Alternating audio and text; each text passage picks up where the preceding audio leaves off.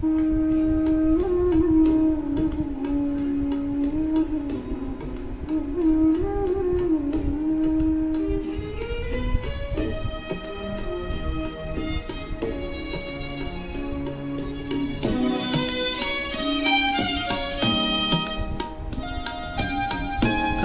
मिलेगा बाबा ऐसा सतयुग में तेरा प्यार हो, सतयुग में तेरा प्यार।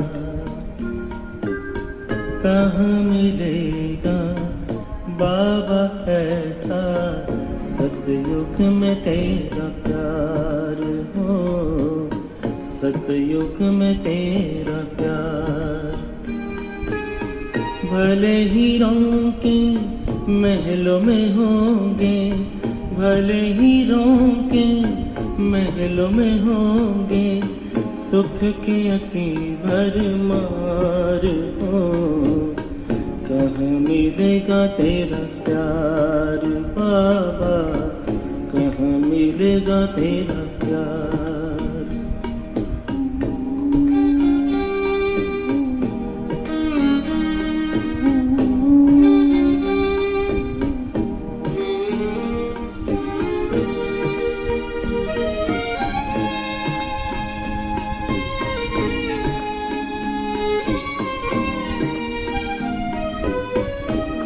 सुनाएगा मुरली वहाँ, बाबा बिना दिल लगेगा कहाँ। कौन सुनाएगा मुरली वहाँ, बाबा बिना दिल लगेगा कहाँ। कौन करेगा तेरे सिवा बाबा, कौन करेगा तेरे सिवा बाबा, रोज हमें श्रृंगार हो। कहाँ मिलेगा तेरा प्यार बाबा, कहाँ मिलेगा तेरा प्यार।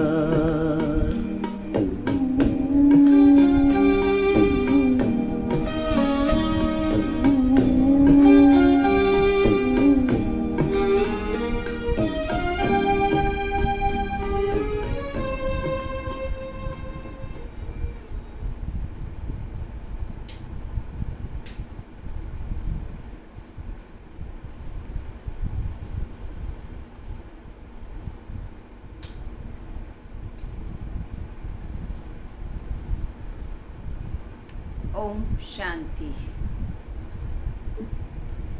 आज 10 जुलाई 2020 के बाप दादा के मधुर महावाक्य सुनेंगे। बाबा हम बच्चों को कह रहे हैं कि तुम अंतर्मुखी बन करके अपने आप को देखो। बाबा के बने हैं, ज्ञान मिला है, सुख मिला है, तो तुम बच्चों को कितनी खुशी रहती है ये अंतर्मुखी बन करके चेक करना। कितना हमारे विकर्म विनाश हो चुके हैं वह भी चेक करना है। और साथ में अगर अभी तक भी कुछ भूलें रह गई हैं, उन भूलों को याद के बल से क्षमा मांगनी है, याद के बल से समाप्त करना है। परंतु पहले बाबा के आगे उन भूलों का प्रायश्चित करें, क्षमा मांगें, परंतु वह भी योग बल से ही भूलें माफ होंगी। आज बाबा ने बच्चों को नई बात बताई कि तुम बच्चे स्वर्ग में जाते हो पढ़ाई के आधार से, राजधानी में नंबरवार पद पाते हो, वर्षा पाते हो,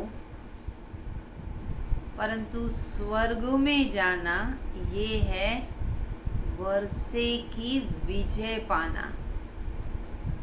स्वर्ग कैसे पहुँचे कि बाबा का वर्षा लेने के हकदार थे, हक लेने के लिए पहुँच गए।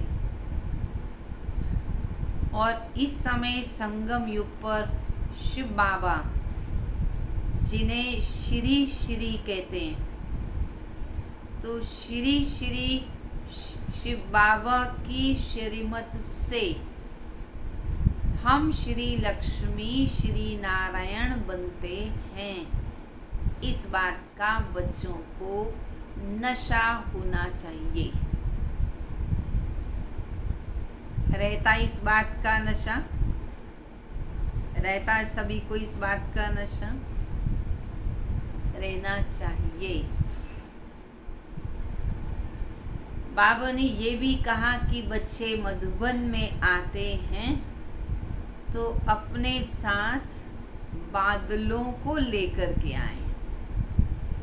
बादल आए, भर जाएं और फिर जाकर के अपने स्थान पर बरसें। मधुबन में आए, अपने आप को भरपूर करें ज्ञान सागर बाबा से, दीदियों से, दादियों से, दादाओं से जो हम सुनते हैं, क्लासेस करते हैं, उससे हम भरपूर होते हैं। और फिर वापिस अपने स्थान पर पहुंच करके फिर दूसरों को भी आप समान बनाना है, दूसरों को भी ज्ञान देना है। तो इसलिए बाबा ने आज डायरेक्शन ये दी कि तुम आओ मधुबन में, अच्छे अच्छे बादलों को लेकर के आओ, छोटे छोटे बच्चों को नहीं लेके आओ। क्यों? छोटे छोटे बच्चों को ले आएंगे तो बुद्धि की रग बच्चों में ही लगी रहेगी, बच्चों में मोह तो है ही। फिर बार बार ध्यान बच्चों में जाएगा तो जो पढ़ाई पढ़नी चाहिए, जो कमाई की तरफ रुचि होनी चाहिए, वो मधुबन पहुंच करके भी नहीं रहेगी। इसीलिए यहाँ पर वे भाई बहनें आए जिनकी बुद्धि में हो कि हमें तो यहाँ पर आकर के भरपूर होना है, सारे कार्यों से अपने आप को निवृत्त करके आए, बाल बच्चों की जिम्मेवारी किसी और को सौंप करके आए, तब पढ़ाई को अच्छी तरह पढ़ सकेंगे। तो सुनेंगे बाबा के महावाक्यों को। मीठे बच्चे, तुम इस पढ़ाई से अपने सुखधाम जाते हो वाया शांति धाम। यही तुम्हारी एम ऑब्जेक्ट है। पहले शांति धाम जाना, फिर सुखधाम में आना, यही एम ऑब्जेक्ट है। ये कभी भी नहीं भूलनी चाहिए। प्रश्न है, तुम बच्चे साक्षी होकर इस ड्रामा की हर सीन को देख रहे हो, तो क्यों साक्षी होकर देख रहे हो? इस समय ड्रामा में टोटल दुख की सीन ज्यादा है। अगर किसी को सुख है भी तो अल्पकाल काग विष्टा समान, बाकी तो दुख ही दुख है। तुम बच्चे अभी रोशनी में आए हो, जानते हो सेकंड बाय सेकंड बेहद सृष्टि का चक्र फिरता रहता है। एक दिन न मिले दूसरे से, बल्कि एक सेकंड न मिले दूसरे सेकंड से। सारी दुनिया की एक्ट बदलती रहती है। नई सीन चलती रहती है। एक्टर्स भी वैरायटी हैं, पार्ट वैरायटी है, हर सीन अलग है। इसलिए बाबा कहते तुम साक्षी हो, ड्रामा के पार्ट को देखो। तो साक्षी होकर देखेंगे तो न्यारे रह सकेंगे, अपने आप को दुख से बचा सकेंगे। अगर उसी परिस्थिति में अपने आप को इन्वॉल्व करके ड्रामा को देखेंगे तो दुख में दुखी, सुख में सुखी, बेपेंदी के लोटा बन जाएंगे। वो नहीं बनना है। तो इसलिए साक्षी होकर ड्रामा के हर पार्ट को देखना है। डबल ओम शांति। एक बाप स्वधर्म में टिके हुए हैं, दूसरा बच्चों को भी कहते हैं अपने स्वधर्म में टिको। आत्मा अपने स्वधर्म शांति में टिके, तो ये हो गया ओम शांति। तो डबल ओम शांति क्यों? बाबा भी अपने स्वधर्म में टिके और हम बच्चे भी अपने स्वधर्म में टिके। बाप को याद करें और कोई ऐसे कह ना सके कि स्वधर्म में टिको। तुम बच्चों में निश्चय है, निश्चय बुद्धि विजयंती कहा जाता है। वही विजय पाएंगे, निश्चय बुद्धि ही विजय पाएंगे। काहे की विजय पाएंगे?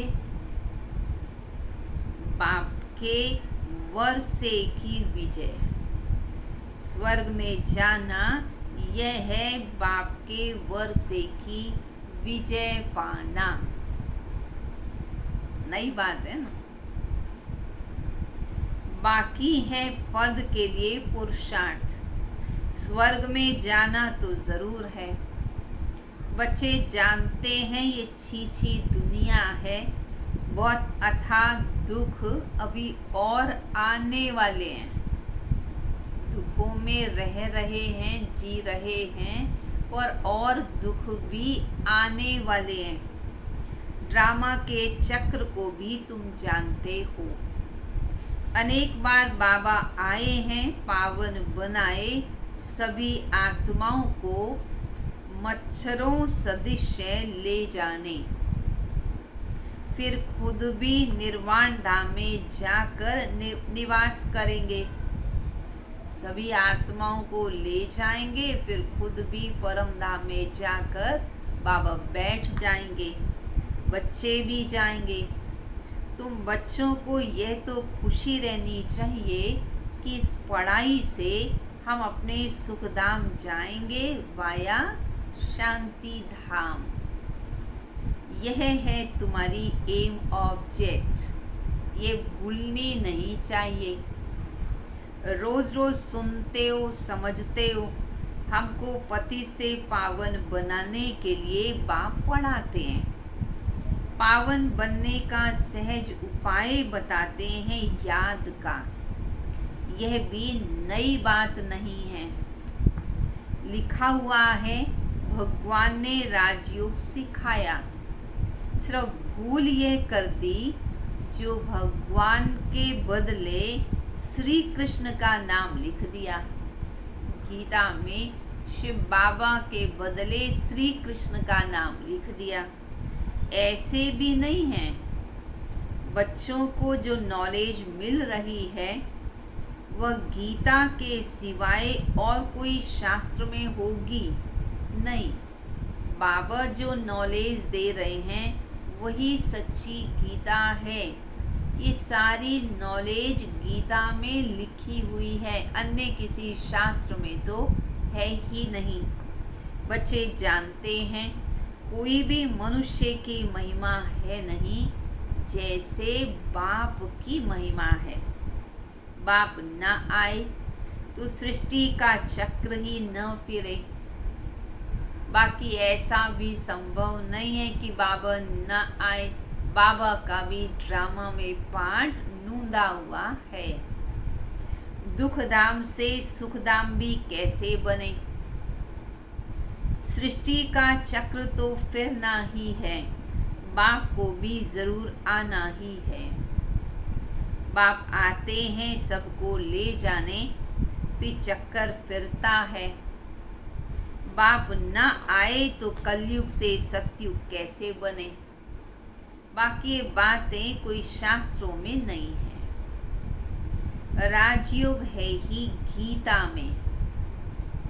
अगर समझें भगवान आबू में आया है तो एकदम भागे मिलने के लिए। पता लग जाए कि आबू में भगवान आए हैं तो दौड़ करके भाग करके प्लेन से भी पहुंच जाएंगे बाबा से मिलने। सन्यासी भी चाहते तो हैं कि भगवान से मिलें। पतित पावन को याद करते हैं वापिस जाने के लिए। अभी तुम बच्चे पद्मा पदम भाग्यशाली बन रहे हो, वहाँ अथाह सुख होते हैं।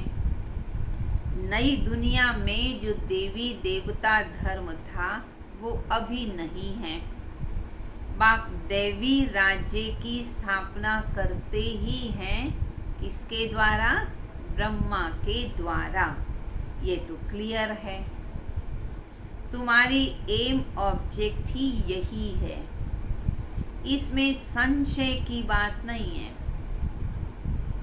आगे चलकर समझ ही जाएंगे, राजधानी जरूर स्थापन होनी ही है। आदि सनातन देवी देवता धर्म है। जब तुम स्वर्ग में रहते हो तो इनका नाम ही भारत रहता है। फिर जब तुम नरक में आते हो तब इनका नाम हिंदुस्तान पड़ जाता है। पहले नाम भारत होता है जब स्वर्ग है, और जब नर्क बनता तो नाम हिंदुस्तान हो जाता है। यहाँ कितना दुख ही दुख है। फिर ये सृष्टि बदलती है, फिर स्वर्ग में है ही सुखधाम। यह नॉलेज तुम बच्चों को है।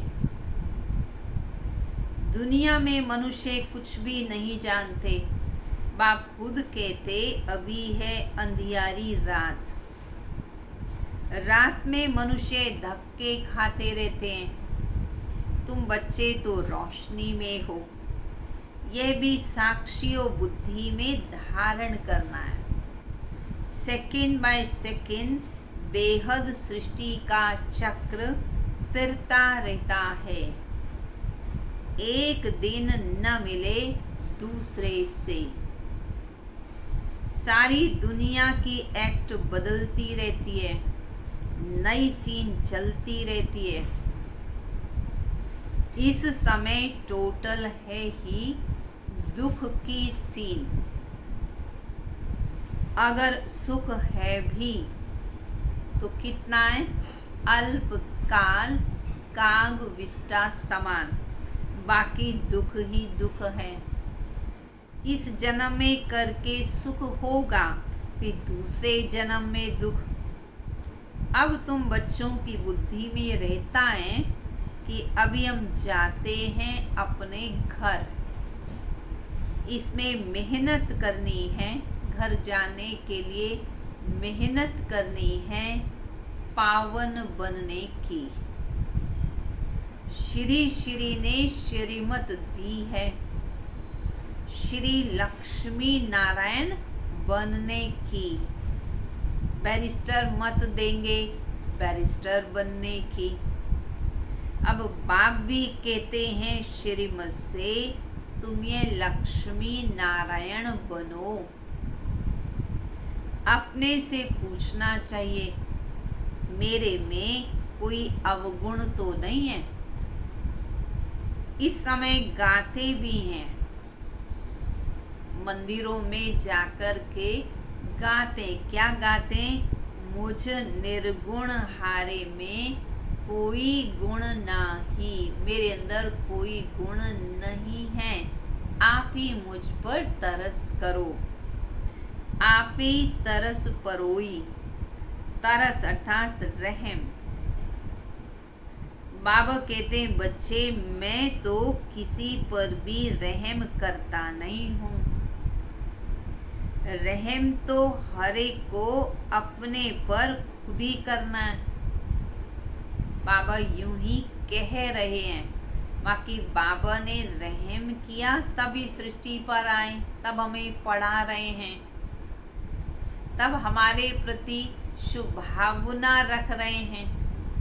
पर अब बाबा क्या कह रहे हैं, बच्चे ड्रामा तो बना हुआ है। बेरहमी रावण तुमको दुख में ले आते हैं, यह भी ड्रामा में नूंद है। इसमें रावण का भी कोई दोष नहीं है। बाप आकर सिर्फ राय देते हैं, यही उनका रहम है। रहम क्या करते हैं? बाबा का आना रहम करना है, बाबा का पढ़ाना रहम करना है। बाबा हमें नई नई राय देते हैं, समझ देते हैं, प्यार देते हैं। ये है बाबा की राय ही रहम है।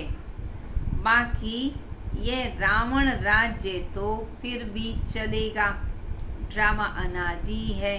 ना रावण का दोष है, ना मनुष्यों का दोष है, चक्कर को फिरना ही है। रावण से छुड़ाने के लिए बाप युक्तियां बताते हैं। रावण मत पर तुम कितना पाप आत्मा बने। अभी पुरानी दुनिया है, फिर जरूर नई दुनिया आएगी, चक्कर तो फिरेगा ना। सत्य को फिर जरूर आना है। अब ये संगम युग, महाभारत लड़ाई भी इस समय की है। विनाश काले विपरीत बुद्धि का विनाश, यह भी होना ही है। और हम विनाश काले प्रीत बुद्धि की विजय, यह भी होनी ही है। स्वर्ग के मालिक बनेंगे, बाकी सब तो होंगे ही नहीं। ये भी समझते हो, पवित्र होने बिगर देवता बनना मुश्किल है। अब बाप से श्रीमत मिलती है श्रेष्ठ देवता बनने की। ऐसी मत कभी और तो मिल भी नहीं सकती। श्रीमत देने का उनका पाठ है भी संगम पर, और कोई में ज्ञान ही नहीं है। भक्ति माना भक्ति, उनको ज्ञान नहीं कहेंगे। रूहानी ज्ञान, ज्ञान सागर रूह ही देते हैं। उनकी महिमा है ज्ञान का सागर, सुख का सागर, प्रेम का सागर, आनंद का सागर। पुरुषार्थ की युक्तियां भी बताते हैं। ये ख्याल रखना चाहिए, अगर अभी फेल हो गए फिर तो कल्प कल्पांतर फेल हो जाएंगे, बहुत चोट लग जाएगी, बहुत घाटा पड़ जाएगा। श्रीमत पर न चलने से चोट लग जाती है। ब्राह्मणों का झाड़ बढ़ना भी जरूर है। श्रीमत पर चलते रहना है, नहीं चलेंगे तो चोट भी कईयों को लगेगी, पर फिर भी ब्राह्मणों का झाड़ बढ़ना भी है, वृद्धि को भी पाना है। इतना ही बढ़ेगा जितना देवताओं का झाड़ है। कितना तक बढ़ता जाएगा ब्राह्मणों का झाड़? 33 करोड़ देवताएं गाए हुए हैं। बस उसके बाद वृद्धि होना बंद हो जाएगा। तुमको पुरुषार्थ करना और कराना है। सैपलिंग लगती रहेगी, झाड़ बड़ा हो जाएगा। तुम जानते हो अभी हमारा कल्याण हो रहा है। पति दुनिया से पावन दुनिया में जाने का कल्याण होता है। कल्याण क्या है? इस पति दुनिया से पावन दुनिया में जाने का। तुम बच्चों की बुद्धि का ताला भी खुला है। आप बुद्धिवानों की बुद्धि है ना, अभी तुम समझ रहे हो, फिर आगे चल देखना किस किस का बुद्धि का ताला खुलता जाता है। ये भी ड्रामा चलता है, फिर सतयुग से रिपीट होगा। अभी ड्रामा टिक टिक करके चलता जा रहा है, पूरा हो जाएगा, फिर सतयुग में पहुंचे तो फिर ड्रामा फिर से रिपीट होगा। लक्ष्मी नारायण जब तख्त पर बैठते हैं तब संवत शुरू होता है। ऐसा नहीं कि जब श्री कृष्ण का जन्म हुआ तब संवत शुरू हो गया, नहीं। जब श्री कृष्ण श्री नारायण के रूप में हों, उनका स्वयंवर हो, लक्ष्मी नारायण बने, तब जाके नया संवत शुरू हो, 111 वाला। तुम लिखते भी हो 1 से 1250 वर्ष तक स्वर्ग। कितना क्लियर है। कहानी है सत्यनारायण की, कथा अमरनाथ की है।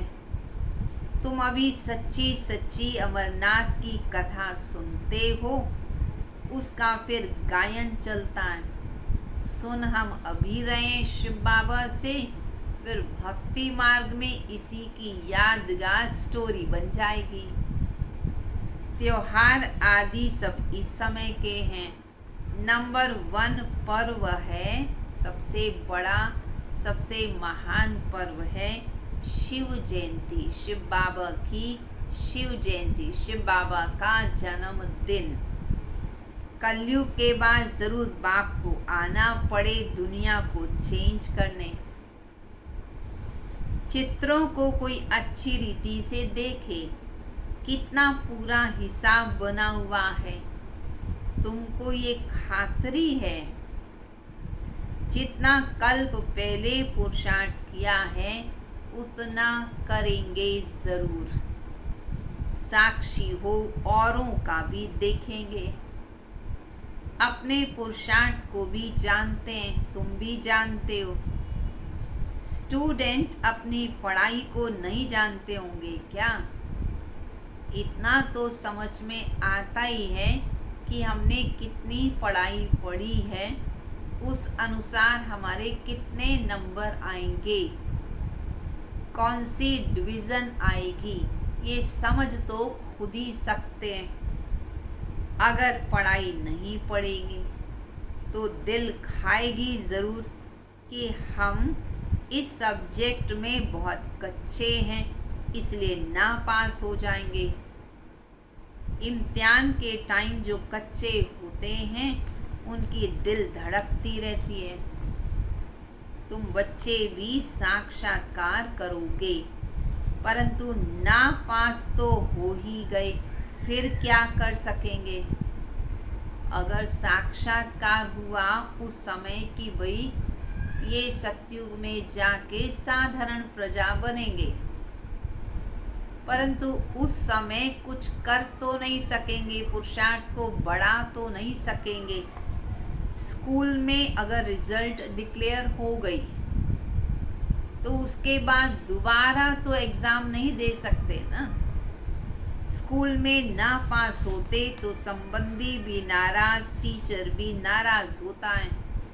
कहेंगे हमारे स्कूल से कम पास हुए तो समझा जाएगा कि टीचर इतना अच्छा नहीं, इसलिए कम पास हुए। बाबा जानते हैं सेंटर्स पर कौन कौन अच्छी टीचर है, कैसे पढ़ाती है, कौन कौन अच्छी रीति पढ़ाकर फिर मधुबन में ले आती हैं, सब मालूम पड़ता है। बाबा कहते बच्चे मधुबन में बादलों को लाना है, छोटे छोटे बच्चों को नहीं लाना है। छोटे छोटे बच्चों को ले आएंगे तो उनमें मोह रहेगा। अकेला निकल कर आना चाहिए, बच्चों को साथ में नहीं लाना चाहिए मधुबन में, अकेले स्वयं ही आना चाहिए, तो बुद्धि अच्छी रीति पढ़ाई पढ़ सके। बच्चों को तो वहाँ भी देखते रहते हो, छोटे बच्चों को तो अपने घर में भी देखते रहते हो। बाप कहते ये पुरानी दुनिया तो कब्रिस्तान होनी है।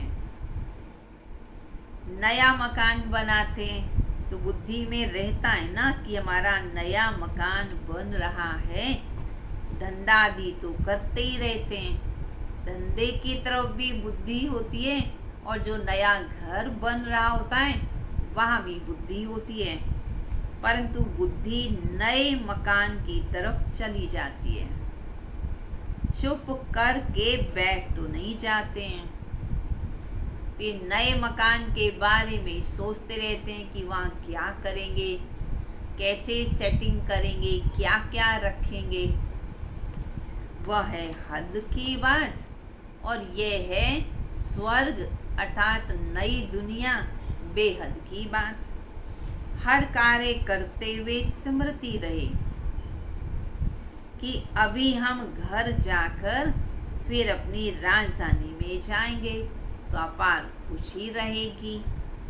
बाप कहते बच्चे अपने बच्चों आदि की संभाल भी करनी है, परंतु बुद्धि शांति धाम में लगी रहे। याद न करने से फिर पवित्र भी नहीं बन सकते। याद से पवित्र, ज्ञान से कमाई।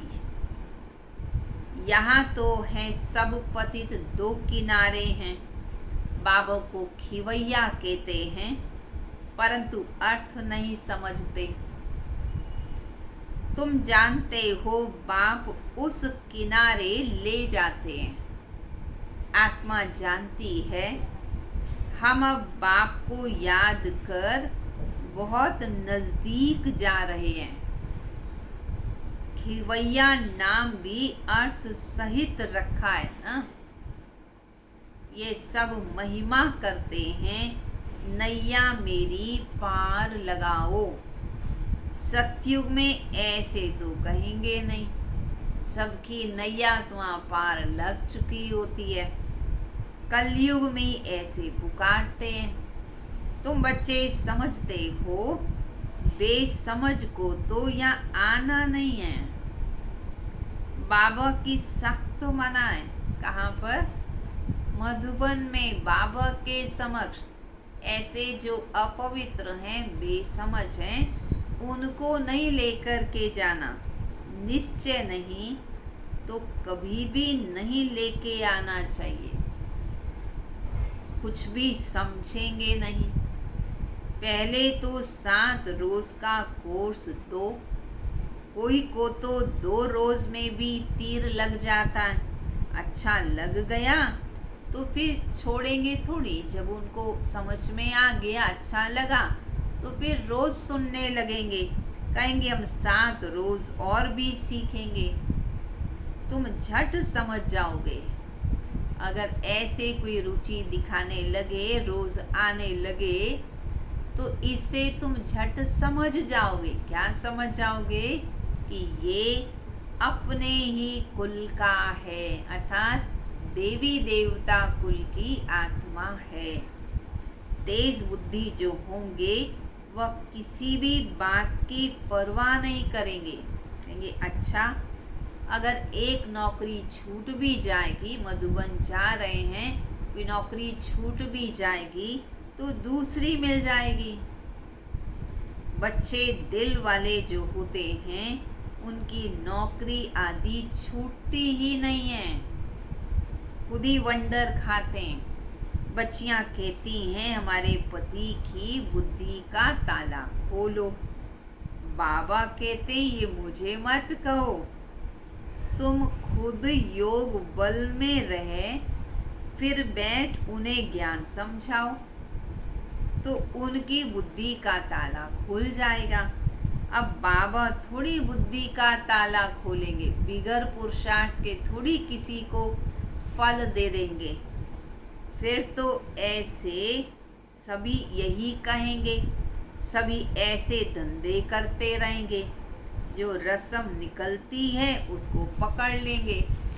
कोई गुरु से किसी को फायदा होता है, उदाहरण के रूप से बाबा बता रहे, अगर कोई किसी गुरु के पास गया और उसकी मन इच्छा जो है वो पूरी हो गई, कुछ फायदा हो गया, उसने सुना, उसने दूसरों को सुनाया, बस अनेकों उनके पीछे आने लगे। नई आत्मा आती है तो उनकी महिमा तो निकलेगी ना। कोई आत्मा परम धाम से डायरेक्ट द्वापर युग में आई, गुरु बन के ज्ञान दिया, पाठ बजाया, पर क्योंकि परम धाम से डायरेक्ट आई तो पवित्रता का बल रहा, इसीलिए उसके अंदर कुछ ताकत रहती है, विशेष आकर्षण रहता है, इसलिए उनके हजारों शिष्य भी बन जाते हैं, परंतु बहुत थोड़े समय के लिए, क्योंकि हर आत्मा को सतो प्रधान, सतो सामान्य, रजो प्रधान, तमो प्रधान स्टेज से क्रॉस करना ही है। तो बाबा कहते ऐसे नई आत्मा का प्रभाव पड़ता है, बहुत सारे फॉलोवर्स बन जाते हैं, इसलिए इन सब बातों को तुम्हें देखना नहीं है, तुमको देखना है अपने को कि हम कहाँ तक पढ़ते हैं। ये तो बाबा डिटेल में जैसे चिट चैट करते हैं, बाकी सिर्फ कह देना बाप को याद करो, ये तो घर में भी रह के कर सकते हो ना। लेकिन ज्ञान का सागर है तो जरूर ज्ञान भी देंगे, यह है मुख्य बात, मन मना भव। साथ में सृष्टि के आदि मध्यंत का राज भी समझाते हैं। चित्र भी तो इस समय बहुत अच्छे अच्छे निकले हैं, उनका भी अर्थ बाप समझाते हैं। विष्णु की नाभि से ब्रह्मा को दिखाया है, त्रिमूर्ति भी है, फिर विष्णु की नाभि से ब्रह्मा, यह फिर क्या है? बाप बैठ समझाते राइट क्या है, रॉन्ग क्या है। ये तुम्हारी बुद्धि में ज्ञान है कि हम कैसे पतित बने, फिर कैसे पावन बनते। पीछे फिर और धर्म भी आते हैं, अनेक वैरायटी है, एक न मिले दूसरे से। एक जैसे फीचर्स वाले दो भी हो ना सकें। ये बना बनाया खेल है जो रिपीट होता रहता है। बाप बच्चों को बैठ समझाते हैं, टाइम थोड़ा होता जाता है, अपनी जांच करो कि हम कहाँ तक खुशी में रहते हैं। हमको कोई विकर्म नहीं करना है। हाँ, तूफान तो आएंगे। बाप समझाते हैं बच्चे अंतर्मुख होकर अपना चार्ट रखो, तो जो भूलें होती हैं उनका पश्चाताप कर सकेंगे। ये जैसे योग बल से अपने को माफ करते हो। बाबा कोई क्षमा या माफ नहीं करते, ड्रामा में क्षमा अक्षर ही नहीं है, तुमको अपनी मेहनत करनी है। पापों का दंड मनुष्य खुद ही भोगते, क्षमा की तो बात ही नहीं है। बाप कहते हर बात में मेहनत करो।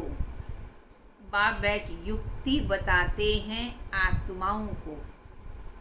बाप को बुलाते हो, पुराने रावण के देश में आओ, हम पतितों को आकर पावन बनाओ। परंतु मनुष्य समझते ही नहीं हैं। वह है आसुरी संप्रदाय, तुम हो ब्राह्मण संप्रदाय और बन रहे हो देवी संप्रदाय। पुरुषार्थ भी बच्चे नंबरवार करते हैं, फिर कह देते हैं इनकी तकदीर में इतना ही है। जब पुरुषार्थी नंबरवार करते हैं तो तकदीर भी तो नंबरवार ही बनेगी ना। अपना टाइम वेस्ट नहीं करना चाहिए। जन्म जन्मांतर कल्प कल्पांतर ऊंच पद पाना चाहिए। अपने को घाटा नहीं डालना चाहिए, क्योंकि अभी जमा भी होता है। अच्छा पुरुषार्थ करते हैं तो जमा भी 1 का लाख गुना होता है, पर फिर घाटा भी बहुत होता है। अगर गलत किया तो घाटा भी उसी अनुसार होता है। रावण राज्य में तो कितना घाटा होता है। तुम्हें तो अब फायदे में ही जाना है। अच्छा, मीठे मीठे सिकिलदे बच्चों प्रति माता पिता बाप दादा का याद प्यार और गुड मॉर्निंग। रूहानी बाप की रूहानी बच्चों को नमस्ते। रूहानी बच्चों की रूहानी बाप दादा को नमस्ते नमस्ते नमस्ते। धारणा के लिए मुख्य सार। अंतर्मुखी बन अपनी जांच करनी है। जो भी भूलें होती हैं उनका दिल से पश्चाताप कर योग बल से माफ करना है। अपनी मेहनत करनी है। दूसरा, बाप की जो राय मिलती है उस पर पूरा चलकर अपने ऊपर आपे ही रहम करना है। साक्षी हो अपने व दूसरों के पुरुषार्थ को देखना है। कभी भी अपने आप को घाटा नहीं डालना है। वरदान। निरंतर याद द्वारा अविनाशी कमाई जमा करने वाले सर्व खजानों के अधिकारी भाव। निरंतर याद द्वारा हर कदम में कमाई जमा करते रहो तो सुख शांति आनंद प्रेम सुख इन सब खजानों के अधिकार का अनुभव करते रहेंगे। कोई कष्ट अनुभव नहीं होगा। संगम पर ब्राह्मणों को कोई कष्ट हो नहीं सकता। ध्यान से सुनेंगे क्या कहा बाबा ने। संगम युग पर ब्राह्मणों को कोई कष्ट हो नहीं सकता। यदि कोई कष्ट आता भी है तो बाप की याद दिलाने के लिए, जैसे गुलाब के पुष्प के साथ कांटा उसके बचाव का साधन होता है, वैसे ये तकलीफें और ही बाप की याद दिलाने के निमित्त बनती हैं। स्लोगन। परमात्मा श्रीमत के आधार पर कर्म रूपी बीज को शुभ संकल्पों का जल मिलता रहे तो बीज शक्तिशाली बन जाएगा। परमात्मा श्रीमत के आधार पर कर्म रूपी बीज को शुभ संकल्पों का जल देते रहो तो बीज शक्तिशाली हो जाएगा। अच्छा, ओम शांति। चलेंगे सभी बाबा की याद में।